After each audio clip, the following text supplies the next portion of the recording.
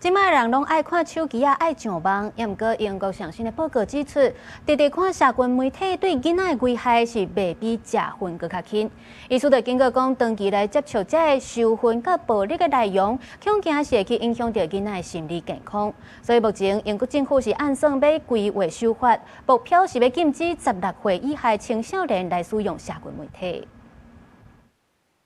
英國皇家醫學院聯合會上新的研究報告警告講，社群媒體對囡仔和青少年的危害，是當和食薰也是無下安全帶來比。接受問卷調查的454個醫生，有一半表示講，逐禮拜佇因的門診至少會有一個因為網絡的內容受到精神痛苦，也是傷害身體的囡仔。醫生發現講，因為常常去接觸到受薰會調到，也是讓人真痛苦的內容，即賣已經愈來愈多囡仔變甲真激進。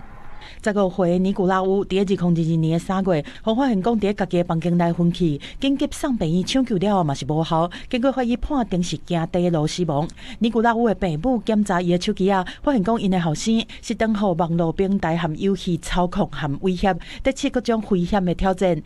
英國首相史凱爾日落是含真儕因為社群媒體失去因的囝兒的家長來會面，這個家庭悲劇嘛，讓史凱爾立場出現轉變，對本地反對禁止16歲以下青少年使用社群媒體，改作支持採取更加強烈的管制措施。不過政府會安怎推動相關政策，史凱爾目前還未提出具體的方案。Consultation will finish.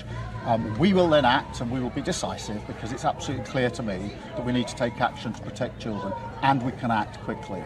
家長團體送交予政府的陳情書內面指出講，社群媒體造成的危害，唔但是包括網絡暴力、自傷的內容和危險的挑戰，嘛涉及飲食失調、困眠無夠，這身心健康的問題。不過，某科技顧問公司的分析師認為講，若全面禁止16歲以下的青少年使用社群平台，恐驚會讓未成年人轉向監管較少、風險較懸的網站。建議政府改採年歲分級的制度，限制使用時間，也是一寡功能的寬限。公司新聞新樂報編譯。